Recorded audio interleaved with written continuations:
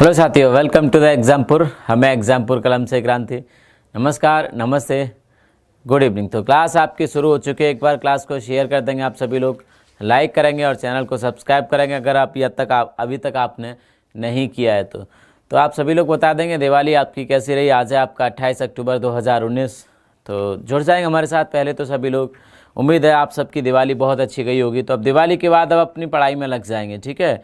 आप पढ़ाई में लग जाएंगे और पढ़ाई में दिन रात एक कर देंगे, क्योंकि आपके एग्ज़ाम भी अब आगे आने वाले हैं। आपकी असली दिवाली तो उस दिन होगी जिस दिन आपके कोई ना कोई एग्ज़ाम निकलेगा।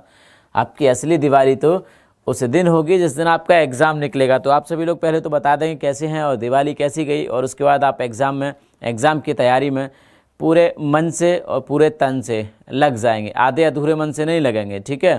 पूरे मन से लग जाएंगे आप अपने एग्ज़ाम की तैयारी में। और आज है आपका 28 अक्टूबर 2019। 28 अक्टूबर 2019 आज है आपका। और आपको पता है कि आज कौन सा स्पेशल है। आप गोवर्धन स्पेशल करंट अफेयर आपका क्या है। आज आपका गोवर्धन पूजा हुई होगी आप सभी के यहाँ। तो गोवर्धन पूजा वाला जो स्पेशल डे है आपको दिख रहा होगा, वही करंट अफेयर है। इसी के लिए आज गोवर्धन पूजा हुई होगी। वैसे भी दीपावली के अगले दिन गोवर्धन पूजा होती है। भगवान श्री कृष्ण ने गोवर्धन पर्वत को अकेले उठा लिया था। तो ये सारी चीज़ें हैं। चलिए हम लोग क्वेश्चंस पे आते हैं। पहला क्वेश्चन है, महिला स्टार्टअप शिखर सम्मेलन 2019 का आयोजन अगस्त के महीने में कहां पर किया गया। महिला स्टार्टअप, हाँ जी एक मिनट, हाँ अब आते हैं। महिला स्टार्टअप शिखर सम्मेलन 2019 का आयोजन अगस्त के महीने में कहां पर किया गया। तो आपको बताना है कि महिला स्टार्टअप कहां पर किया गया। भारत में पहली बार इस प्रकार का कोई महिला स्टार्टअप सम्मेलन किया गया है। तो आपको बताना है महिलाओं को, जो महिला इंटरप्रेन्योर होती हैं, अर्थात जो उद्योगों में लगी महिला होती हैं, उनको इनकरेज करने के लिए, उनको संगठित करने के लिए और उनकी भागीदारी उन क्षेत्रों में बढ़ाने के लिए इस सम्मेलन किया गया था। आपको बताना है कि कहाँ पर आयोजित किया गया। तो हमारे पास 4 ऑप्शन हैं। पहला है कोच्चि अर्थात केरल में, दूसरा है बेंगलुरु अर्थात कर्नाटक में, तीसरा है चेन्नई अर्थात तमिलनाडु में, और चौथा है हमारे पास भुवनेश्वर में। क्या है? चौथा है हमारे पास भुवनेश्वर में। तो आपको इनमें से एक चुनना है। तो राइट आंसर हमारा क्या हो जाएगा? आप सभी लोग बता रहे हैं कि हमारा राइट आंसर है क्या? कोच्चि केरल। क्या है? कोच्चि केरल। जी हाँ, बिल्कुल सही। कोच्चि अर्थात केरल में, कोच्चि अर्थात केरल में इस महिला स्टार्टअप शिखर सम्मेलन 2019 का आयोजन किया गया। क्या किया गया? महिला स्टार्टअप शिखर सम्मेलन 2019 का आयोजन कहाँ पर किया गया? कोच्चि में किया गया। और ये किया गया 1 अगस्त को। कब किया गया? 1 अगस्त को किया गया। हाँ जी, 1 अगस्त को, ठीक है। हाँ जी, हिंदी, हाँ अगस्त के महीने में पूछा है कि अगस्त के महीने में कहाँ पर किया गया। तो ये 1 अगस्त को किया गया, 1 अगस्त को कोच्चि में, ठीक है, केरल में। अगर केरल की हम लोग बात करें तो यहाँ के जो चीफ मिनिस्टर हैं पिनराई विजयन यहाँ के चीफ मिनिस्टर हैं, ठीक है, पिनराई विजयन। और अगर यहाँ के गवर्नर की हम लोग बात करने लग जाएं तो आरिफ मोहम्मद यहाँ के गवर्नर हैं। कौन है? आरिफ मोहम्मद यहाँ के गवर्नर हैं। उनसे पहले पी सत्सेवम हुआ करते थे, जो कि भारत के न्यायाधीश रहे हैं, भारत के सुप्रीम कोर्ट के न्यायाधीश रहे इससे पहले। तो लेकिन वर्तमान की हम बात करें, क्योंकि आपके वर्तमान में ही पूछा जाएगा, आपका एग्जामिनर पूछेगा। तो यहाँ के वर्तमान में जो चीफ मिनिस्टर हैं वो हैं कौन? आरिफ मोहम्मद, सॉरी गवर्नर आरिफ मोहम्मद, और चीफ मिनिस्टर आपके पिनराई विजयन। चलिए अगले क्वेश्चन की तरफ हम लोग चलते हैं। नेक्स्ट आपकी स्क्रीन पर, नेक्स्ट क्वेश्चन आपके स्क्रीन पर सेकंड 31 अगस्त। देखिए डेट लिखिए यहाँ पर। इन क्वेश्चंस में क्या होगा कि मैंने ज़्यादा से ज़्यादा जानकारी आपको क्वेश्चन में ही देने की कोशिश की है, ताकि आपको लिखना ना पड़े, और क्वेश्चन पूछ रहा है कि 31 अगस्त 2019 को प्रदेश के द्वारा, किस प्रदेश के द्वारा राष्ट्रीय नागरिक रजिस्टर की अंतिम सूची जारी की गई। ये डेट है यहाँ पर, 31 अगस्त 2019 को किस प्रदेश के द्वारा राष्ट्रीय नागरिक रजिस्टर अर्थात एनआरसी, क्या? NRC, national register for citizen, ठीक है, एनआरसी की अंतिम सूची जारी की गई। तो आप सभी को बताना है कि भारत में एनआरसी की अंतिम सूची भारत के किस राज्य के द्वारा जारी की गई। डेट लिखिए 31 अगस्त 2019। इसके लिए आपके पास 4 ऑप्शंस हैं। 4 ऑप्शंस में पहला है अरुणाचल प्रदेश, दूसरा है असम, तीसरा है आपके पास आंध्र प्रदेश, और चौथा है आपके पास मणिपुर। इन चारों में से कौन सा सही होगा एनआरसी के लिए? चलिए हम लोग बात कर लेते हैं एनआरसी पे। एनआरसी है क्या? एनआरसी है क्या, ये तो फुल फॉर्म तो आपकी यहीं दिख जाती है, राष्ट्रीय नागरिक रजिस्टर, अर्थात नेशनल रजिस्टर फॉर सिटीजन, राष्ट्रीय नागरिकों की पहचान करने वाला एक रजिस्टर होता है। इसकी शुरुआत की गई थी 1951 में। 1951 में देश भर में एनआरसी को तैयार किया गया था और ये तय किया गया कि समय समय पर इसको अपडेट किया जाएगा, लेकिन भारत में किसी भी राज्य ने इसको 1951 के बाद अपडेट अभी तक नहीं किया। असम ऐसा पहला राज्य था जिसने इसको अपडेट किया है। क्या किया है? जिसने इसको अपडेट किया है। 2018 से इसको अपडेट किया जा रहा था आपके असम में जहाँ के जो चीफ मिनिस्टर कौन है? सर्बानंद सोनोवाल, है ना। तो असम में इसको अपडेट किया जा रहा था, असम में अपडेट किया जा रहा था। इसमें कुछ खामियां थी, तो उस खामियों को दूर करने के लिए इसके अध्यक्ष बने, इस एनआरसी के जो कमेटी बनाई गई कि इनके अध्यक्षता में एनआरसी कराई जाएगी, एनआरसी के सर्वे कराए जाएंगे। वो खुद भारत के सीजेआई अर्थात chief justice of India Ranjan Gogoi के नेतृत्व में ये एनआरसी कराया गया है और इसी राज्य ने अपनी फाइनल लिस्ट सौंपी है।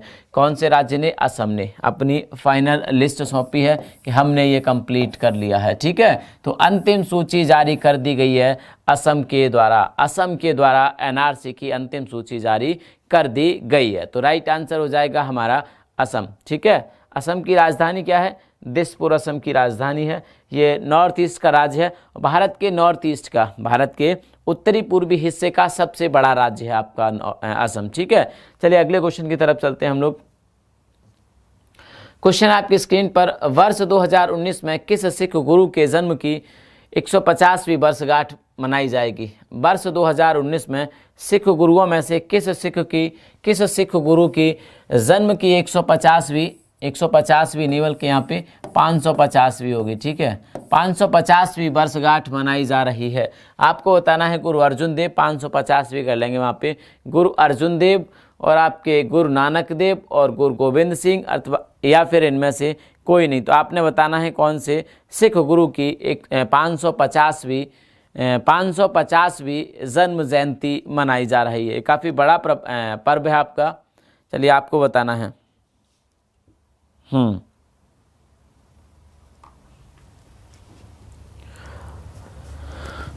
चलिए राइट, हमारे पास 4 ऑप्शन है, गुरु अर्जुन देव, गुरु नानक देव, गुरु गोविंद सिंह और इनमें से कोई नहीं। गुरु गोविंद सिंह और इनमें से कोई नहीं। तो हमारा राइट आंसर हो जाएगा गुरु नानक देव। क्या हो जाएगा? गुरु नानक देव, जिनका जन्म हुआ था ननकाना साहिब में, हुआ था, जो कि वर्तमान में पंजाब पाकिस्तानी जो पंजाब है अर्थात जो पंजाब का वह हिस्सा जो हमारे पास नहीं बल्कि पाकिस्तान के पास है। तो ननकाना साहब में इनका जन्म हुआ था 29 नवंबर 1469 को। कब हुआ था? 29 नवंबर सिखों के प्रथम गुरु 29 नवंबर 1469। और जब आप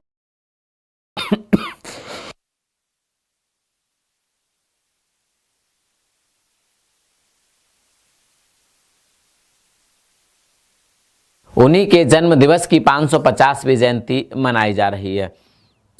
इसके उद्घाटन की तिथि रखी है 9 नवंबर 2019 को पाकिस्तान इसका उद्घाटन करेगा और यहाँ से हर दिन 5000 श्रद्धालु पाकिस्तान जा सकते हैं। हर दिन 5000 श्रद्धालु पाकिस्तान जा सकते हैं। ये बड़ी बात है काफ़ी, लेकिन जाने वाले श्रद्धालुओं से $20 का शुल्क भी लिया जाएगा। तो पाकिस्तान की एक तरफ कमाई भी हो जाएगी, और लोग तारीफ तो करेंगे ही, थोड़ा बहुत बोलेंगे कि चलो ठीक है, अच्छा किया पाकिस्तान ने, कम से कम उन्हें जाने का मौका मिला है।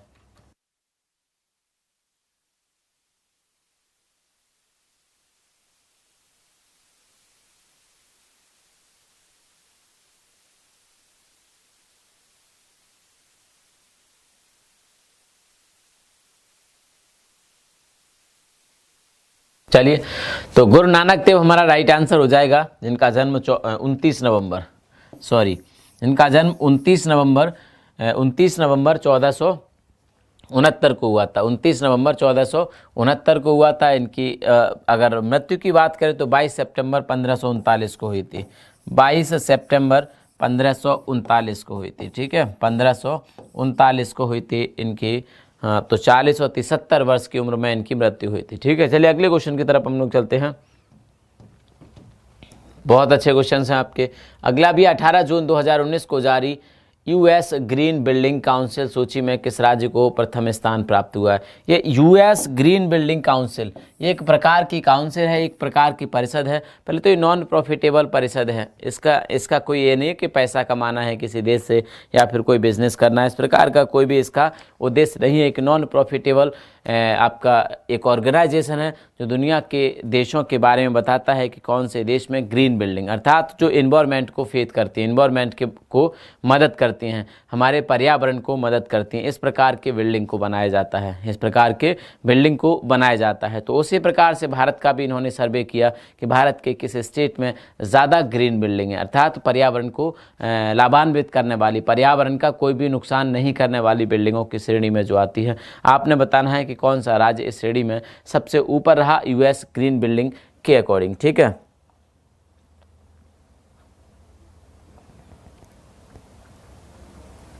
चलिए तो राइट आंसर क्या हो जाएगा? महाराष्ट्र। महाराष्ट्र दिख रहा है यहाँ पे, हाँ बिल्कुल सही, महाराष्ट्र हमारा राइट आंसर हो जाएगा। इसके अकॉर्डिंग महाराष्ट्र में 334 लीड की सर्टिफाइड लीड से सर्टिफाइड बिल्डिंग मिली इनको, अर्थात इस नंबर के आधार पर 334 भारत के किसी अन्य राज्य में नहीं थी, 334 भारत के किसी अन्य राज्य में नहीं थी जो लीड से आपकी सर्टिफाइड थी। क्या थी? सर्टिफाइड थी। इस लीड का मतलब होता है leadership in energy and environment, leadership in energy and environment, जो ऊर्जा के हिसाब से भी अच्छी हैं और जो और साथ के साथ आपके पर्यावरण के हिसाब से भी बहुत अच्छी हैं, तो उनको कहा जाता है लीड सर्टिफाइड। ठीक है, तो महाराष्ट्र इस श्रेणी में सबसे ऊपर था। महाराष्ट्र के पास सबसे ज़्यादा बिल्डिंग थी जो पर्यावरण के हिसाब से भी अच्छी थी। दूसरा नंबर आता है इसमें तमिलनाडु का और तीसरा नंबर आता है इसमें कर्नाटक का। तो पहले नंबर पे महाराष्ट्र था, दूसरे पे आपका तमिलनाडु था और तीसरे पे आपका कर्नाटक था। तो हम बात कर रहे हैं महाराष्ट्र की। महाराष्ट्र के सीएम कौन है वर्तमान में? तो महाराष्ट्र के सीएम फिर से रिपीट कर गए आपके देवेंद्र फडणवीस। यहाँ के जो गवर्नर हैं वो हैं भगत सिंह कोश्यारी। कौन है? भगत सिंह कोश्यारी। इनकी नियुक्ति भी अभी पिछले दिन हुआ है, मतलब जुलाई में हुई है, तो 4-5 महीने 2-3 महीने हुए इनकी नियुक्ति को भी। चलिए, तो यहाँ पे हमारा राइट आंसर हो जाएगा US green building. US green building की अगर हम लोग बात करें, यूएस ग्रीन बिल्डिंग की हम लोग बात करें तो 1993 में इसकी स्थापना हुई थी। वाशिंगटन डीसी में इसका हेडक्वार्टर है। कहाँ पर? वाशिंगटन डीसी में इसका हेडक्वार्टर है। एक नॉन प्रॉफिटेबल ऑर्गेनाइजेशन है, इसका कोई भी उद्देश्य इस तरह का नहीं है कि हमें बिजनेस करना है। ठीक है, चलिए अगले क्वेश्चन की तरफ हम लोग चलते हैं। तो इसके हिसाब से हमारे देश में महाराष्ट्र सबसे ऊपर है ग्रीन बिल्डिंग के मामले में। चलिए अगले क्वेश्चन की तरफ हम लोग चलते हैं। इस लीड पे एक बार एक क्वेश्चन आया था आईएएस में, इस लीड पे क्वेश्चन पूछा गया था, बहुत सारे लोगों ने इसको गलत किया था। तो लीड का मतलब होता है leadership in energy and environment, अर्थात इस प्रकार का सर्टिफिकेट जो ये बताता है, ये बिल्डिंगों को दिया जाता है जो बताता है कि बिल्डिंग एनर्जी और इन्वायरमेंट में लीड कर रही है, अर्थात ये अच्छी है एनर्जी के हिसाब से भी और इन्वायरमेंट के हिसाब से भी। ठीक है, चलिए अगले क्वेश्चन की तरफ हम लोग चलते हैं। नेक्स्ट है आपकी स्क्रीन पर राष्ट्रीय शिक्षा नीति मसौदा। नीति को क्या हम मसौदा भी कहते हैं, जैसे पॉलिसीज होती हैं ना उनको मसौदा मतलब ड्राफ्ट। ठीक है, तो राष्ट्रीय शिक्षा नीति 2019 को किस समिति ने तैयार किया था? जब नई सरकार बनी थी 17वीं लोकसभा की, और इस 17वीं लोकसभा ने 17वीं लोकसभा की जब नई सरकार बनी थी, इन्होंने एक शिक्षा नीति तैयार करवाई थी और उस शिक्षा नीति को लेके प्रकाश जावड़ेकर सामने आए थे और उन्होंने पब्लिक डोमेन में इस पॉलिसी को रखा था। तो आपको बताना है कि शिक्षा नीति को किसने तैयार किया था। तो 4 ऑप्शन है आपके पास, डॉक्टर के कस्तूरी रंगन समिति, डॉक्टर राधाकृष्णन समिति, बलवंत राय मेहता समिति। बलवंत राय मेहता समिति तो बहुत पुरानी समिति है, 1957 में स्थापित हुई थी और ये किसके लिए बनाई गई थी? ये बनाई गई थी आपके किसके लिए? पंचायती राज के लिए। लेकिन यहाँ पर हमारा सही जवाब क्या होगा? तो आपको बताना है क्या हमारा सही जवाब होगा। तो राइट आंसर होगा हमारा डॉक्टर के कस्तूरी रंगन। क्या हो जाएगा? डॉक्टर के कस्तूरी रंगन, इन्होंने शिक्षा नीति को तैयार किया था और इस शिक्षा नीति को देश के सामने रखा गया था। हालांकि इससे अभी भी कोई खास बड़े परिवर्तन नहीं आए, जो भी परिवर्तन आपको दिखेंगे वो बताए जाएंगे। धीरे धीरे परिवर्तन को लागू किया जाएगा बहुत सारी चीज़ों को। हालांकि बहुत बड़े मेजर कोई अभी भी चेंजेस नहीं आए हमारी शिक्षा नीति में, जबकि बहुत ज़रूरत है हमारी शिक्षा पॉलिसी में, हमारी एजुकेशन पॉलिसी में बदलाव आने की, हमारी एजुकेशन पॉलिसी में बदलाव आने की। नहीं तो 30-30 सालों तक लोग पढ़ते रहते हैं, फिर भी नौकरी जब लेने जाते हैं तो उनको फिर से वही पढ़ना पड़ता है जो 8वीं 9वीं 10वीं क्लास में आए होते हैं, 10 साल पहले पढ़े होते हैं, फिर से वही रिपीट करेंगे। तो कहाँ से आपको लगता है कि ये कुछ फ़ायदा करने वाला है? आप ऐसे मान लीजिए कि आपने जो चीज़ें 12, 13, 14 साल की उम्र में पढ़ी थी और 15 साल के बाद उनको छोड़ के आप अगले हायर चीज़ें पढ़ने लगे थे, और जब आप फिर से 25 साल बाद तैयारी करने बैठे या 20 साल बाद जब तैयारी करने बैठे तो आपको फिर से जाना पड़ता है अपनी कहाँ पर, 15-16 साल की उम्र में जो आपने पढ़ा था। ठीक है, तो थोड़ा बहुत तो अच्छा इसमें सुधार होना चाहिए। ठीक है, इसमें इम्प्रूवमेंट की ज़रूरत है। चलिए हम लोग चलते हैं आपके अगले क्वेश्चन पे। तो यहाँ पे राइट आंसर हो जाएगा डॉक्टर के कस्तूरी रंगन समिति ने हमारे देश में नई शिक्षा नीति तैयार की थी, लागू की थी नहीं, तैयार की थी। ठीक है, लागू करना सरकार का काम होता है, मंत्रालय का काम होता है। क्वेश्चन है आगे, राष्ट्रीय स्वच्छ वायु कार्यक्रम कार्यान्वयन समिति का मुख्यालय कहाँ पर है? ये अच्छा क्वेश्चन है आपका, अच्छा क्वेश्चन है, बहुत नया क्वेश्चन है। राष्ट्रीय स्वच्छ वायु कार्यक्रम कार्यान्वयन समिति का मुख्यालय कहाँ पर है? ये एक समिति बनाई गई है जो भारत में स्वच्छ वायु के लिए काम करेगी। क्या करेगी? जो भारत में स्वच्छ वायु के लिए काम करेगी। इनका उद्देश्य है 2024 तक, इस क्वेश्चन को समझना। इनका उद्देश्य है कि भारत में 2024 तक PM10 और PM2.5 ये हवा की गुणवत्ता होती है। ठीक है, ये क्या होती है? पार्ट्स पर मिलियन 10 और पार्ट्स पर मिलियन 2.5, ये हवा की क्वालिटी होती है। इस क्वालिटी में 30 से 40% तक सुधार लाना। क्या करना? इस क्वालिटी में 30 से 40% तक सुधार लाना। PM2.5 और PM10 वाली जो क्वालिटी होती है हवा की, इसमें 30 से 40% सुधार लाने की कोशिश की जाएगी 2024 तक। और इसका जो बेस ईयर माना जाएगा कि किस बेस पे लाई जाएगी 30 और 40% का सुधार, मतलब इस गुणवत्ता में सुधार लाया जाएगा, तो वो बेस ईयर होगा 2017 का। अच्छा, अर्थात 2017 में जिस प्रकार की हवा रही थी हमारे वातावरण में, उसमें 30 से 40% का सुधार किया जाएगा। उसमें क्या किया जाएगा?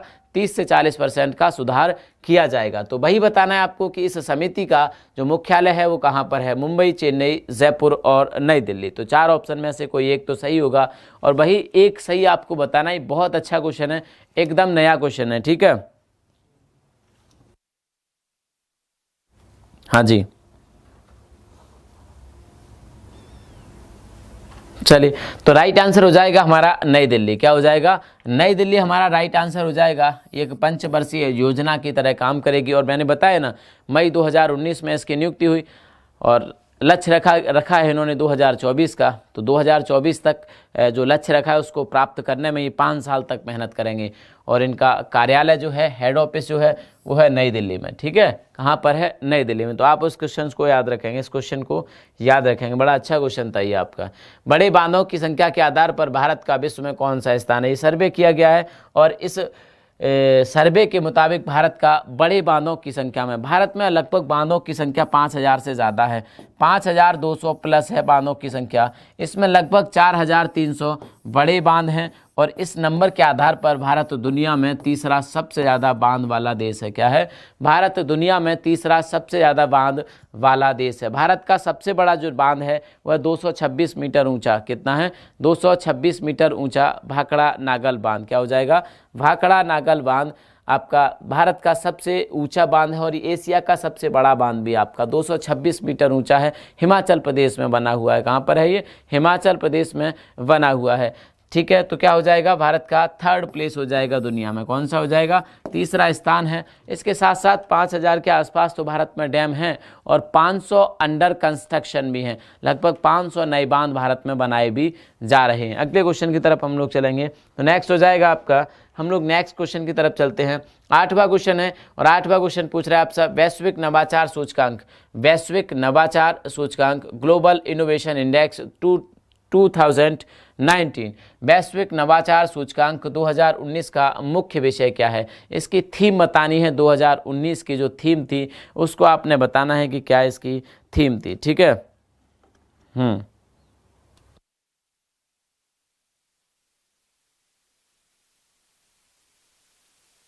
हो जाएगा आपका, थीम बतानी है आपको, तो थीम हो जाएगा स्वस्थ जीवन का सृजन, चिकित्सा में नवाचार का भविष्य, भी हो जाएगा नवाचार में ही भविष्य है, और सी हो जाएगा नवाचार भविष्य सुरक्षित रखने की पहल, और उपर्युक्त में से कोई नहीं। तो हम लोग बात करेंगे वैश्विक नवाचार सूचकांक 2019 का जो मुख्य विषय है वो है आपका स्वस्थ जीवन का सृजन। स्वस्थ जीवन का सृजन अर्थात आप क्रिएट करिए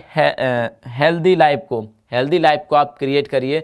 तो स्वस्थ जीवन का सृजन, स्वस्थ जीवन का सृजन, चिकित्सा में नवाचार का भविष्य, चिकित्सा में नवाचार का भविष्य। देखो चिकित्सा के मामले की अगर हम लोग बात करें तो उसमें नवाचार का बहुत लंबा भविष्य है। हर दिन कोई ना कोई आपके मतलब इन्वेंशन होते रहते हैं चिकित्सा में, कि आज इस चीज़ की दवाई हमने ढूंढ ली, इस चीज़ की मेडिसिन बना ली, इसका वैक्सीन बना लिए, बहुत सारी चीज़ें हैं, हम दवाइयों का इलाज ढूंढते चले जा रहे हैं। तो शिक्षा के क्षेत्र में बहुत सारे इन्वेंशन की आज भी दरकार है, आज भी ज़रूरत है, और आगे भी होता रहेगा। चिकित्सा के क्षेत्र की हम लोग बात कर रहे हैं, ठीक है। तो क्या है, स्वस्थ जीवन का सृजन, चिकित्सा में नवाचार का भविष्य। क्या हो जाएगा, चिकित्सा में नवाचार का भविष्य। इसमें एक रैंकिंग की गई थी विश्व स्तर पर, इसमें रैंकिंग की गई थी विश्व में देश स्तर पर, जिसमें स्विट्जरलैंड सबसे ऊपर था। क्या था, विश्व नवाचार सूचकांक 2019 में स्विट्जरलैंड सबसे ऊपर था। कौन था, स्विट्जरलैंड पहले नंबर पे था, ठीक है। कौन था, स्विट्जरलैंड पहले नंबर पे था। अगर क्वेश्चन पूछा जाए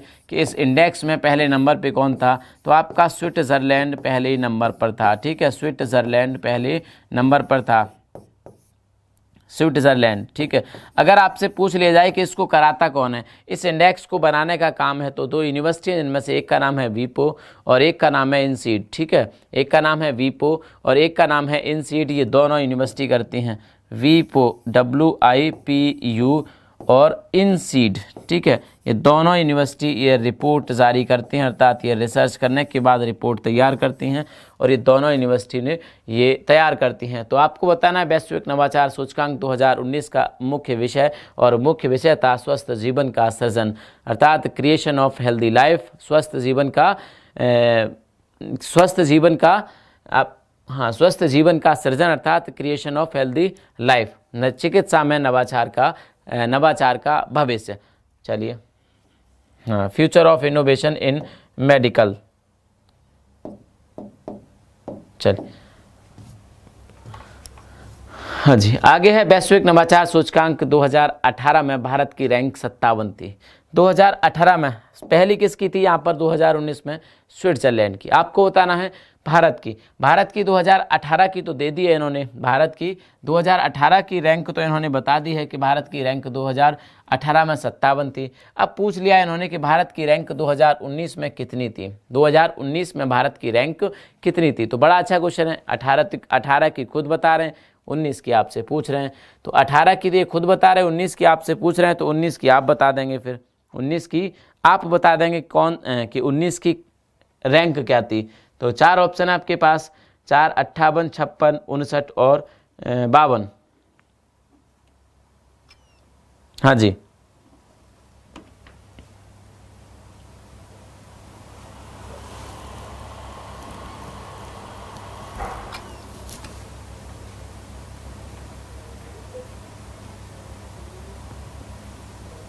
चलिए, तो राइट आंसर हमारा क्या हो जाएगा, राइट आंसर होगा हमारा 52। 2019 में जो रैंक है भारत की वैश्विक नवाचार सूचकांक में अर्थात ग्लोबल इनोवेशन इंडेक्स 2019 में भारत की रैंक 52 है, और 2018 में यही रैंक 57 थी। भारत 5 नंबर ऊपर आया। कितने, 5 नंबर भारत ऊपर आया है। कितने नंबर, 5 नंबर भारत ऊपर आया है। चलिए अगले क्वेश्चन की तरफ हम लोग चलते हैं। कोई बात नहीं, अगला देख लेते हैं भाई। 5 नंबर यहाँ तो आ गया भारत ऊपर, ठीक है। पहले पे कौन था, यहाँ पे स्विट्जरलैंड। अगले है आगे 28-29 जून 2019 के मध्य G20 का 14वां शिखर संपन्न किया गया। देखो यहाँ पे आपकी तारीख भी लिखी है कि तारीख कब थी, 28-29 जून 2019, ठीक है, के मध्य G20 का 14वां, यहाँ पे 14वां भी लिखा है। तो सारा कुछ यहीं पे लिखा है, बस आपने पता करना है। तो एक चीज़ वो ये है कि कहाँ पर आयोजित किया गया। तो 4 ऑप्शन आपके पास, जापान, चीन, भारत और ब्राज़ील। तो G20 की अगर बात करें तो इसकी जो मातृ संस्था है वो है आपकी G7। क्या है, G7। पहले ये G8 हुआ करती थी, इसमें से रूस को अब बाहर कर दिया गया क्योंकि रूस ने ऑस्ट्रिया के कुछ पार्ट को हथिया लिया।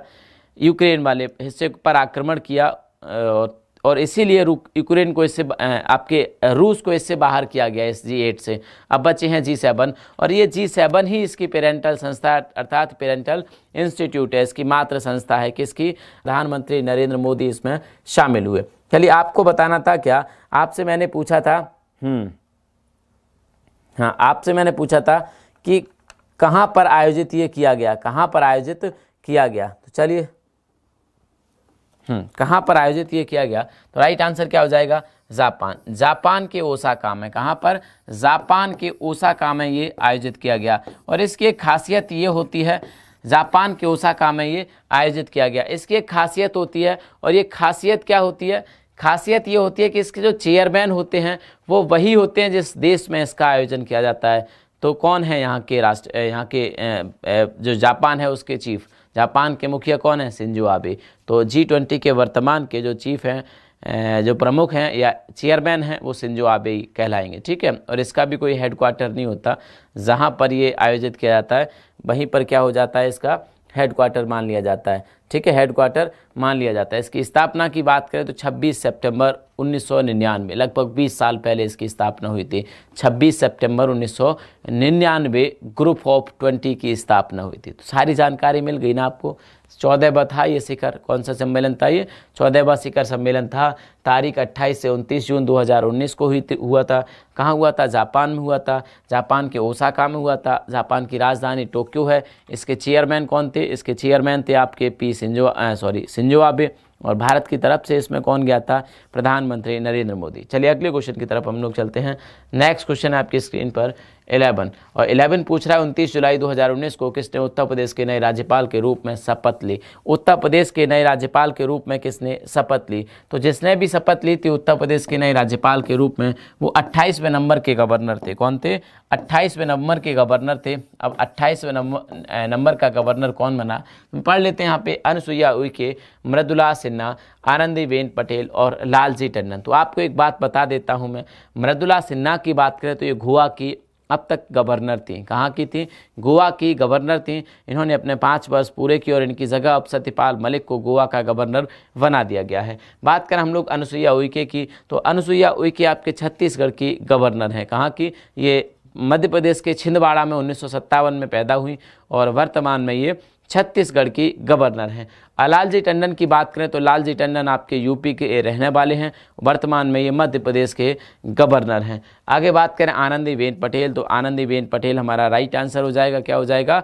आनंदीबेन पटेल हमारा राइट आंसर हो जाएगा। आनंदीबेन पटेल प्रदेश की 28वीं गवर्नर बनी है। कौन बनी है? 28वीं गवर्नर बनी है हमारे प्रदेश की। इससे पहले ये 21वीं गवर्नर, 21वीं अर्थात 21st governor of Madhya Pradesh थी, MP थी। इससे पहले ये 15वीं चीफ मिनिस्टर ऑफ गुजरात थी। कौन थी? 15वीं चीफ मिनिस्टर ऑफ गुजरात थी।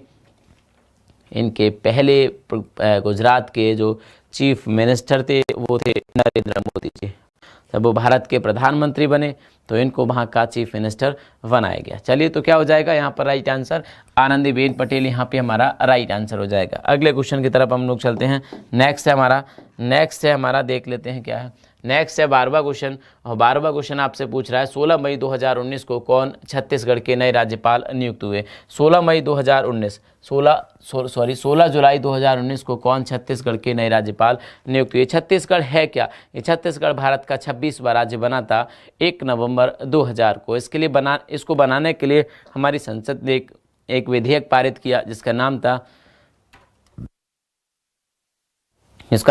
मध्य प्रदेश राज्य पुनर्गठन अधिनियम अर्थात Madhya Pradesh state reorganisation act 2000। ठीक है, उस समय भारत के प्रधानमंत्री थे अटल बिहारी वाजपेयी। तो भारत का 36वां राज्य बना छत्तीसगढ़। वर्तमान में इसके चीफ मिनिस्टर हैं आपके भूपेश बघेल इसके चीफ मिनिस्टर। इसकी राजधानी है रायपुर में। ठीक है, अब आपको बताना है कि नए राज्यपाल के रूप में किसकी नियुक्ति हुई है। तो आपका राइट आंसर हो जाएगा अनुसुईया उइके। कौन हो जाएंगी? अनुसुईया उइके। ठीक है, तो राइट आंसर आपका क्या हो जाएगा? अनुसुईया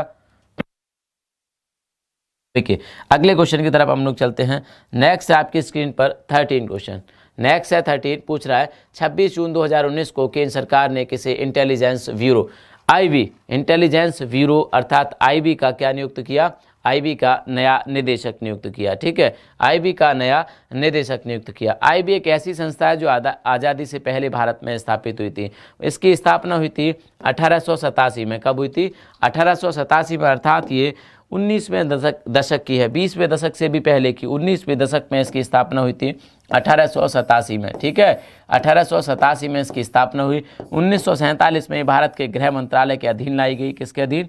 1947 में मिनिस्ट्री ऑफ होम अफेयर अर्थात MHA के अधीन लाई गई 1947 में, जब भारत जब आज़ाद हुआ उसके बाद। ठीक है, लेकिन इसकी स्थापना हुई थी 1887 में। इसका हेड क्वार्टर है कहाँ पर? आपके नई दिल्ली में। आईबी का हेड क्वार्टर कहाँ पर है? नई दिल्ली में। अगर इसके मोटो की बात करें तो ऑलवेज अलर्ट, ऑलवेज अलर्ट इसका मोटो है। और ये भारत की इंटरनल इंटेलिजेंस एजेंसी है। क्या है?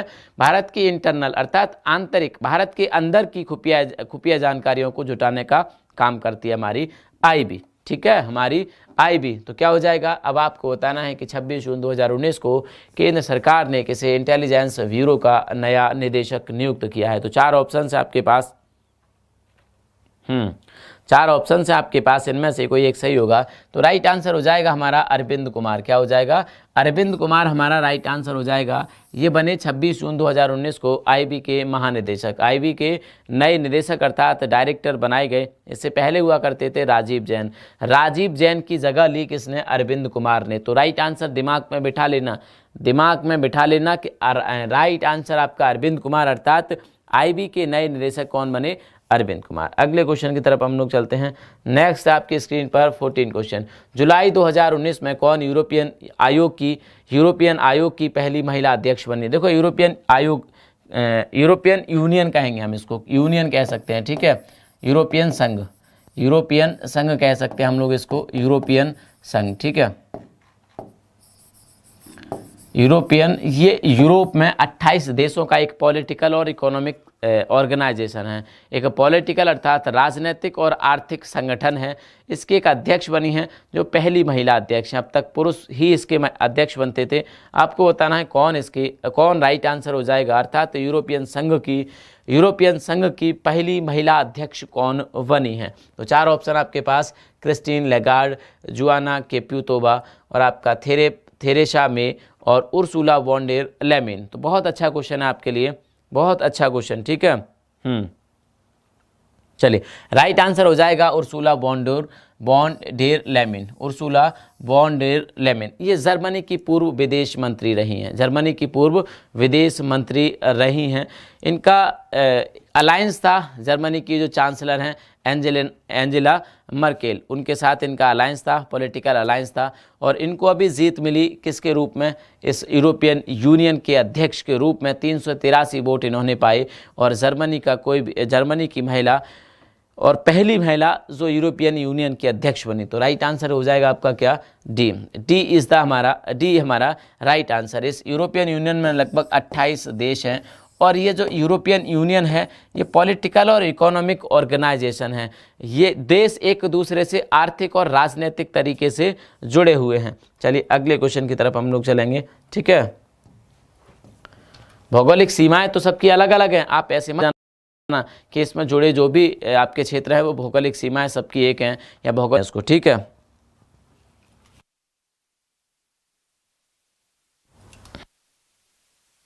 जी पब्लिक सर्विस बिल्डिंग इसको कह सकते हैं। तो किस राज्य के सचिवालय का नाम बदलकर लोक सेवा भवन रखा गया है? तो राइट आंसर हो जाएगा हमारा उड़ीसा। क्या हो जाएगा? उड़ीसा हमारा राइट आंसर हो जाएगा। ठीक है, क्या हो जाएगा? उड़ीसा हमारा राइट आंसर हो जाएगा। उड़ीसा की सरकार ने तय किया कि हमारे सचिवालय का जो नया नाम होगा वो लोक सेवा भवन होगा। कौन है यहाँ के चीफ मिनिस्टर? यहाँ के चीफ मिनिस्टर हैं नवीन पटनायक। कौन है? नवीन पटनायक यहाँ के चीफ मिनिस्टर हैं।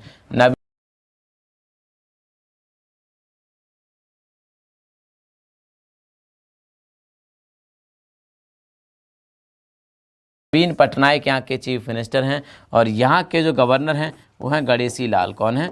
गणेशी लाल इस राज्य के गवर्नर हैं। गणेशी लाल इस राज्य के गवर्नर हैं किसके? उड़ीसा के। चलिए, ये था हमारा आज का लास्ट क्वेश्चन, आपको दिख रहा होगा। Thanks for watching, thanks for watching.